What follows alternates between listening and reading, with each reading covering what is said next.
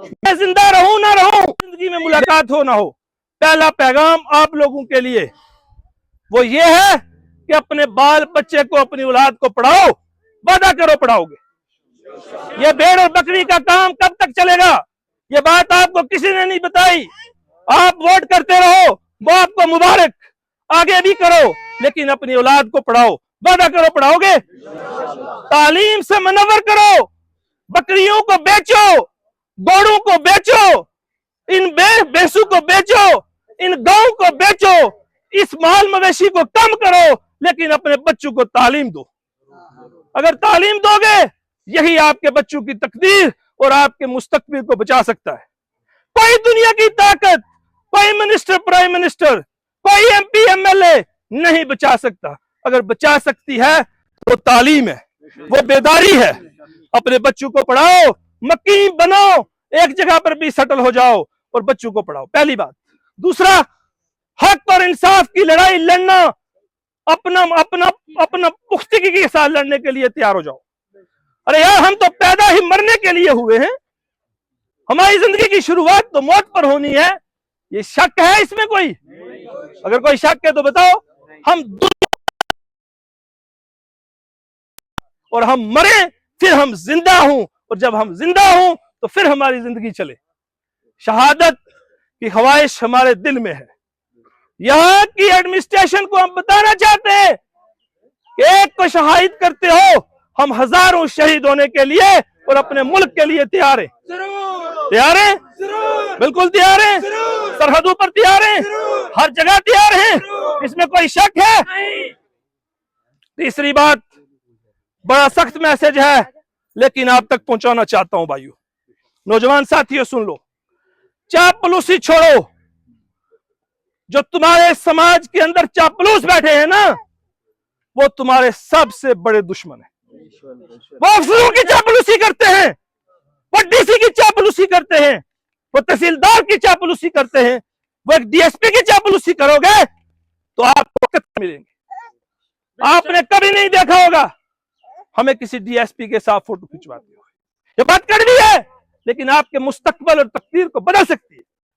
हमने इन लोगों को रेत के जर्रों पर रोकड़ा करते हुए देखा। ये यूनिवर्सिटियों की लाइब्रेरियों में दिन और रात मेहनत करते थे, काश हम कभी केपीएस बन जाए, काश हमारा केएस हो जाए। लेकिन उसके बाद जुल्म करोगे, ज्यादती करोगे, जनाजे घरों में बेच के तुम्हें आउट ऑफ टर्न प्रमोशन चाहिए। एक डीएसपी को मेडल क्या मिलता है? तुम पूरा सोशल मीडिया भरती हो। शर्म आनी चाहिए तुम लोगों को भी। तुम कहते हो मुबारक हो, मुबारक हो। वो मेडल आपकी मौत के बदले में मिलते हैं। वो मेडल इसलिए मिलते हैं भाइयों क्योंकि आपके कत्ल किए होते हैं। वो सरकार, इसका हिसाब ऐसे समझिए, ऐसे समझिए। बाद में जज्बाती हो गया हूं थोड़ा। जब मेडल की डिस्ट्रीब्यूशन होती है, आज कितने दिन हो गए रियाज और शौकत की डेड बॉडी को? कितने दिन हो गए मिले हुए? 47 दिन हो गए। लेकिन डीएसपी को सस्पेंड नहीं किया। बोलो किया? नहीं किया। क्यों नहीं किया? क्योंकि वो सरकार का लाडला है, क्योंकि वो सरकार का प्यारा है, क्योंकि वो आपके खून का प्यासा है। और बुजुर्गों, समझो इस बात को। फिर 15 अगस्त आएगी, 26 जनवरी आएगी, और उसके इतने बड़े मेडल लगाएंगे और हम देंगे मुबारक हो, मुबारक हो। यही करते हैं ना हम लोग। मैं गलत तो नहीं बोल रहा यार। इसलिए मैं कहना चाहता हूं, मैं बताना चाहता हूं, मैं आप तमाम हजरात से गुजारिश करना चाहता हूं, मैं अपने तमाम नौजवान भाइयों से गुजारिश करना चाहता हूं, चापलूसी छोड़ो।